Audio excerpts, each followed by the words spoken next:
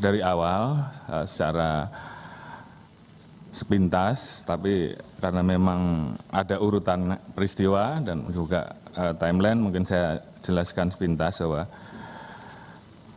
penanganan kasus terkait dengan penembakan anggota Polri, Brigadir J, awalnya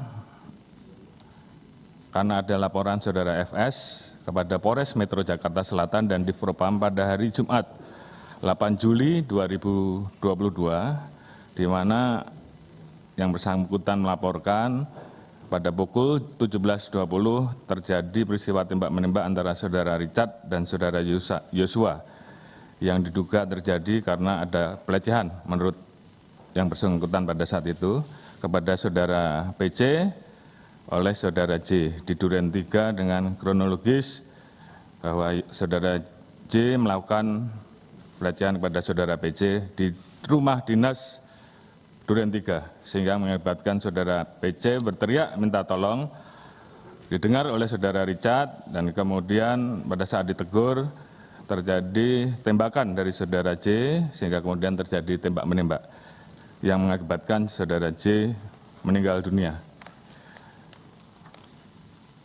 Peristiwa tersebut berawal ketika saudara PC sampai di rumah Saguling lalu melakukan PCR dan berangkat melakukan isolasi di rumah dinas Duren 3. Sementara saudara FS akan melakukan satu kegiatan dan pada saat melintas, menurut saudara FS yang bersangkutan ditelepon oleh saudara PC sebanyak 3 kali dan akhirnya saudara FS memerintahkan driver untuk berhenti, memundurkan mobil ke Duren 3, masuk ke dalam rumah dan menemukan saudara J meninggal.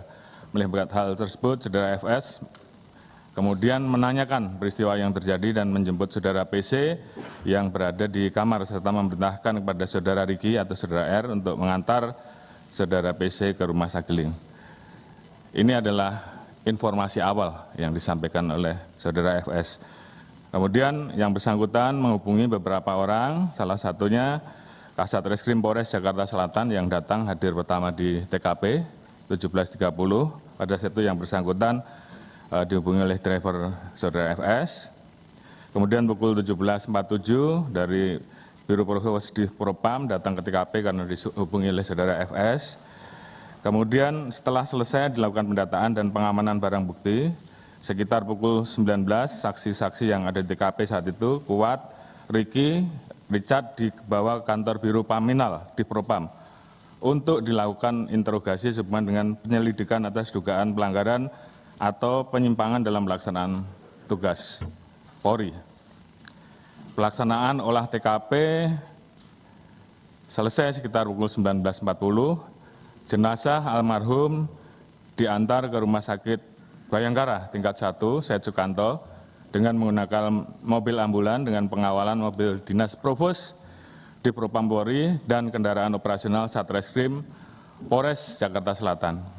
Kemudian atas dasar kejadian tersebut dibuatlah 2 laporan polisi yang dilaporkan di Polres Jakarta Selatan, yaitu LP nomor 368 2022 PKT Polres Jaksel tanggal 8 Juli oleh anggota Polres Metro Jakarta Selatan, ini model A, terkait dengan dugaan percobaan pembunuhan terhadap saudara RE. Kemudian LP yang kedua, LPB 1630 di Polres Metro Jakarta Selatan pada tanggal 8 Juli yang dilaporkan oleh saudara PC terkait dengan dugaan perbuatan pelecehan dan ancaman kekerasan di Duren 3. Selanjutnya sekitar pukul 20.20 jenazah sampai di Rumah Sakit Bayangkara. Sesuai prosedur, otopsi jenazah memerlukan syarat yaitu surat administrasi permintaan visum et repertum dari penyidik.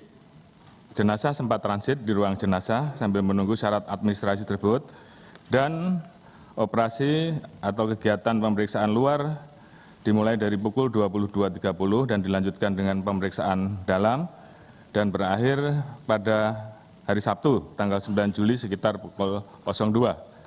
Sesuai dengan prosedur, untuk kegiatan otopsi hanya boleh didampingi oleh penyidik dan atau asisten dokter forensik, sehingga saat itu Saudara Reza selaku adik dari almarhum Brigadir J menunggu pelaksanaan sampai dengan otopsi selesai di luar. Kemudian pada saat jenazah dimasukkan dalam peti, Saudara Reza baru melihat jenazah dari Brigadir J. Kemudian pada tanggal 9 Juli pagi rencana jenazah akan dibawa ke Jambi. Yang saya hormati seluruh anggota Dewan yang saya muliakan. Kemudian pada hari Sabtu tanggal 9 Juli sekitar pukul 11, penyidik Polres Metro Jakarta Selatan mendatangi kantor Biro Paminal Divpropam untuk melakukan pembuatan berita acara pemeriksaan saksi-saksi Saudara Richard, Ricky, dan Kuat. Namun, penyidik mendapatkan intervensi dari personil Biro Paminal Divpropam Polri. Penyidik hanya diizinkan untuk mengubah format berita acara interogasi yang dilakukan oleh Biro Paminal Divpropam menjadi berita acara pemeriksaan. Kemudian sekitar pukul 13, penyidik bersama saksi diarahkan oleh personel Divpropam untuk melakukan rekonstruksi kejadian di TKP. Setelah selesai pelaksanaan rekonstruksi, para saksi menuju rumah Saudara FS di Saguling. Personel Biro Paminal Divpropam Polri di saat yang bersamaan kemudian menyisir TKP dan memerintahkan untuk mengganti harddisk CCTV yang berada di pos security Duren 3. Harddisk CCTV ini kemudian diamankan oleh personel Divpropam Polri.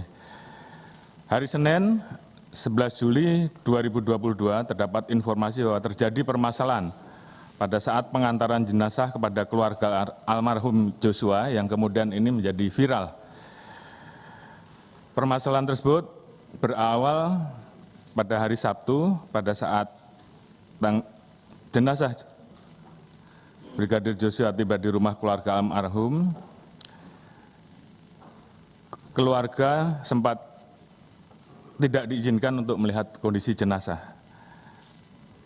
Keluarga tidak mau menerima jenazah dan menandatangani berita acara serah terima bila tidak melihat kondisi jenazah. Akhirnya keluarga diperbolehkan untuk melihat separuh badan ke atas. Keluarga melihat adanya luka-luka dan jahitan di wajah almarhum. Melihat kondisi tersebut, keluarga kemudian menjadi histeris.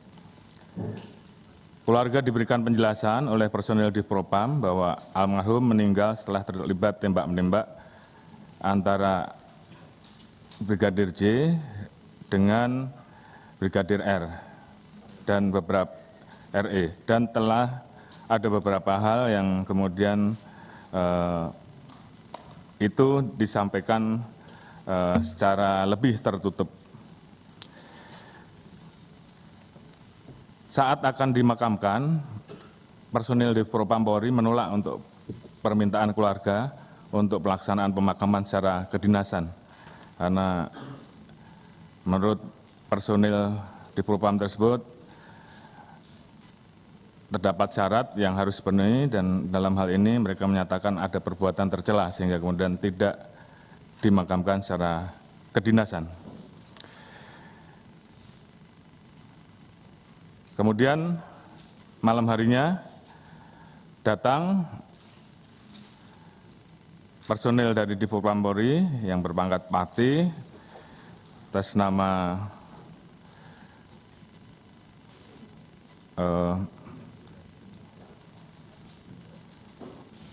Brigjen Pol Hendra atau Karopaminal yang menjelaskan dan meminta pada saat itu untuk tidak direkam dengan alasan terkait dengan masalah aib.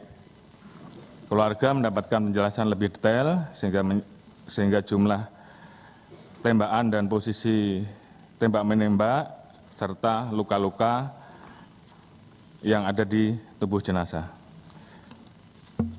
Terkait dengan penjelasan tersebut, keluarga tidak percaya dengan penjelasan yang telah diberikan oleh personil Divpropam Polri tersebut.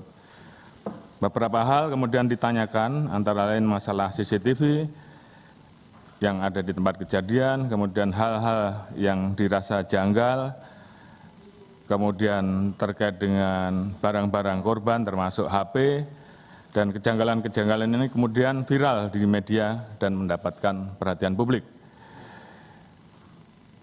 11 Juli Karopenmas melakukan konferensi pers terkait dengan peristiwa meninggalnya almarhum Joshua.